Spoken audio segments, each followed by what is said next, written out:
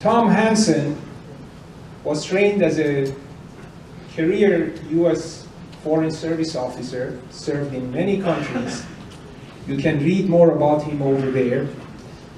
But he's a consultant on foreign policy affairs at the United States and international levels. And currently, he holds the position of diplomat in residence at University of Minnesota, Duluth. If you want to Google him, you should have at least 50 hours to read it. May I present to you Mr. Tom Hanson.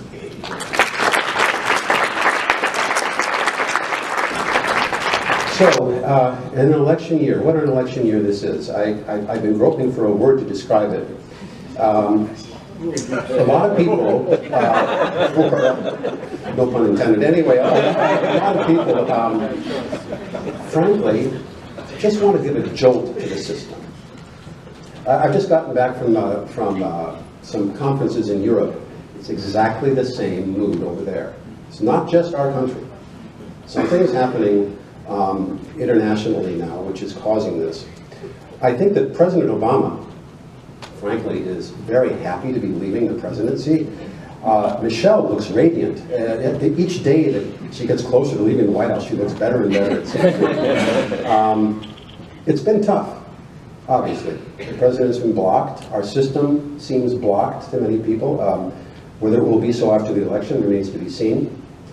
But he gave an interview in the Atlantic magazine in April, which I highly recommend, setting out basically his views of what's happening in the international situation today. His frustrations, he's very frustrated about still being dragged back to the Middle East. He believes the world is turning toward Asia, and thinks U.S. policy should be focused more there.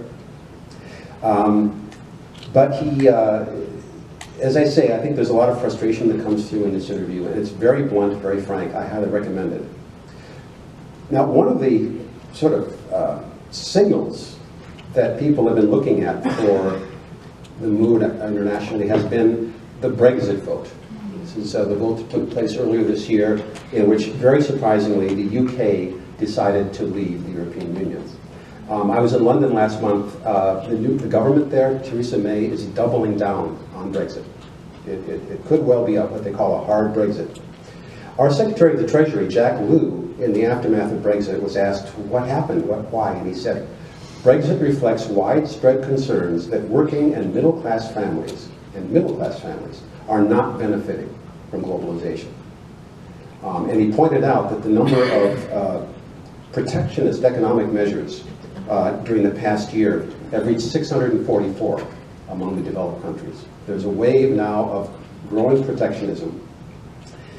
And there's a sense of rising national identity. It's as if people, as part of this anti-globalization mood, are looking for new identities, and the nation and the nation state seem to be striking many people as the right. It isn't just make America great again. You see this in Poland, you see it in many countries in Europe.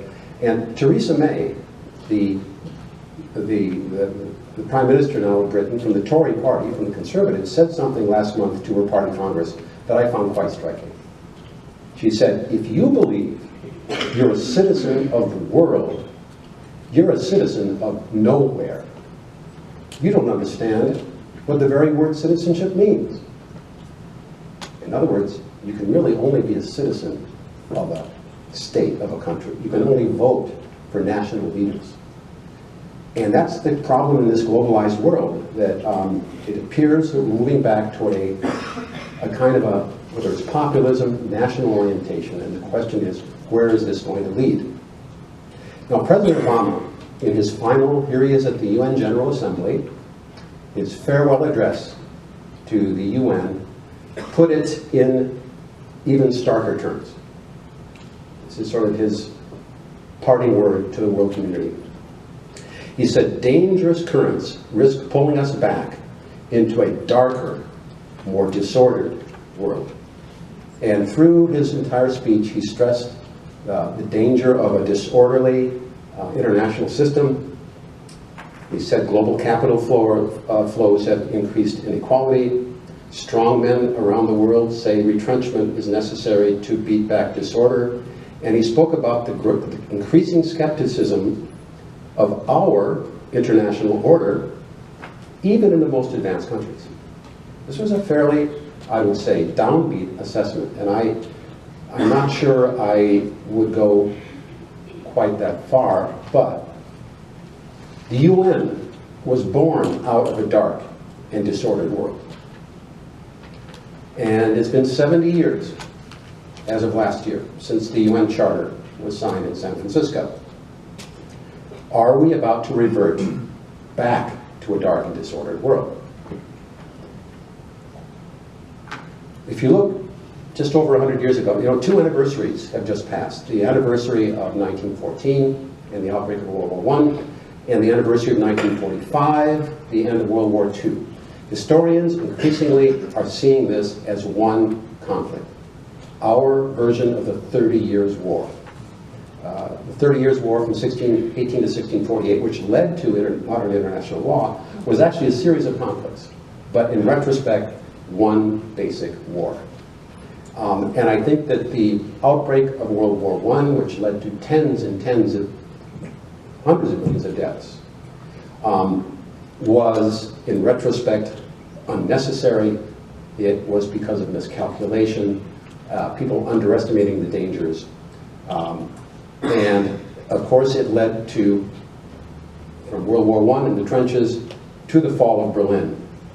An era which is being called now the era of total violence.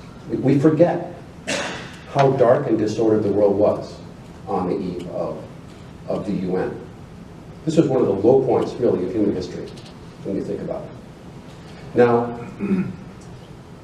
1945, October, they met in the Opera House in San Francisco to draft the UN Charter. That's what we celebrate today on UN Day, 24th of October. It was all about peace.